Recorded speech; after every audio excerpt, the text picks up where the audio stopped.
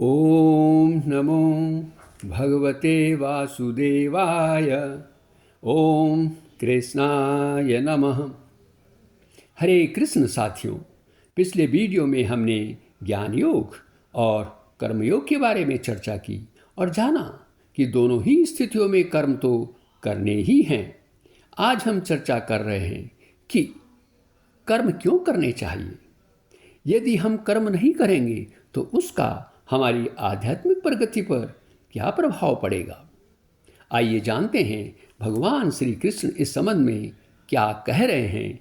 सुनते हैं भगवद गीता अध्याय 3 श्लोक संख्या 4।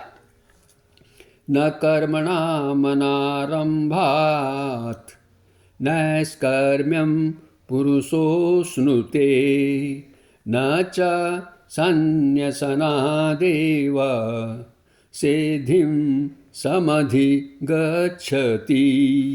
अर्थात श्री भगवान कह रहे हैं कि मनुष्य न तो कर्मों का आरंभ किए बिना निष्कर्मता को प्राप्त कर सकता है और न ही कर्मों के त्याग करने से सिद्धि की प्राप्ति होती है। अब हम इस श्लोक की विस्तृत व्याख्या करेंगे। सबसे पहले जानते हैं कि श्लोक में नैष्कर्म्यम और सिद्धिम इन पदों का क्या अर्थ है। नैष्कर्म्यम उस अवस्था को कहते हैं जब मनुष्य के कर्म अकर्म हो जाते हैं, अर्थात वे फल उत्पन्न नहीं कर सकते। और सिद्धि का अर्थ है ज्ञान योग से प्राप्त होने वाली स्थिति, अर्थात भगवत साक्षात्कार। साथियों, मनुष्य चाहे शुभ कर्म करे या फिर अशुभ, उसका फल तो उसे मिलेगा ही। इसे ही कर्मफल कहते हैं। इन कर्म फलों को भोगने के लिए मनुष्य बार बार जन्म लेता है और मृत्यु को प्राप्त होता है। यही तो कर्म बंधन है। अब इस कर्म बंधन से छुटकारा कैसे होगा, कैसे हम इसको तोड़ेंगे?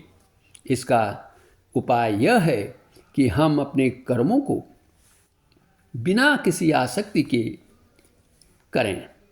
जिस प्रकार भुने हुए या उबले हुए बीज में अंकुर उत्पन्न करने की शक्ति नहीं रह जाती, उसी प्रकार बिना आसक्ति के कर्म करने से उनमें फल देने की शक्ति नहीं रह जाती।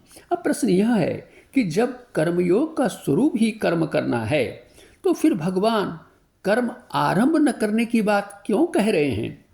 साथियों, इसका कारण यह है कि कोई मनुष्य यह भी तो सोच सकता है कि यदि वह कर्म न करे तो फिर उसे कर्म बंधन भी नहीं लगेगा, और जब उसे कर्म बंधन नहीं लगेगा तो उसे मोक्ष की प्राप्ति तो हो ही जाएगी।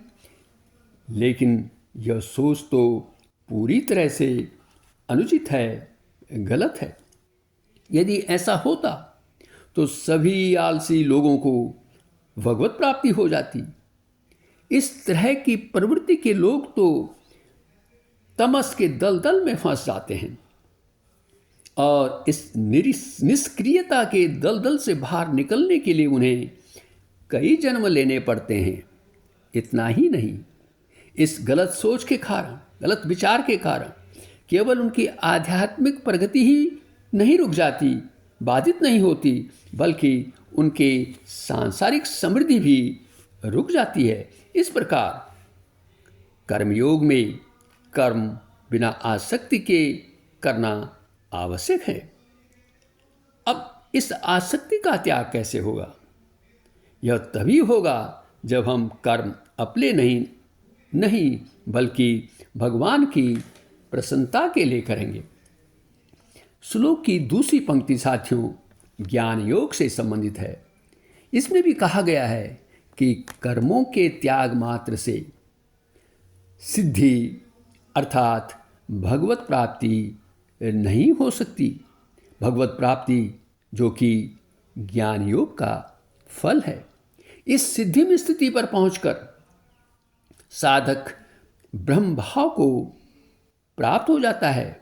उसकी दृष्टि में आत्मा और परमात्मा में कोई भेद नहीं रह जाता। अब यह सिद्धि कैसे प्राप्त होगी? इसके लिए साधक को अपने वर्ण आश्रम के अनुसार जो भी करने योग्य कर्म हैं उनको उसे बिना कर्तापन के अभिमान के करना होगा। साथ ही भोग कामनाओं, सारी भोग कामनाओं, आसक्ति, ममता का त्याग करते हुए एक निष्ठ भाव से परमात्मा का चिंतन करना होगा। अंत में साथियों, कर्म तो करने ही हैं, और एक बार जब हम कर्म प्रारंभ कर देते हैं, कर्म करना शुरू कर देते हैं, तो उन्हें मध्य में नहीं छोड़ना है। उन्हें उनकी अंतिम दिशा तक पहुंचाना है, अतः उन्हें पूर्ण रूप से करना है। इन्हीं शब्दों के साथ वीडियो देखने के लिए आपका बहुत बहुत धन्यवाद। कृपया इस वीडियो को फॉरवर्ड करें, लाइक करें और चैनल को सब्सक्राइब भी करें। अगले वीडियो में फिर आपसे भेंट होगी और जानेंगे क्या मनुष्य किसी भी क्षण बिना कर्म किए रह सकता है। पुनः धन्यवाद।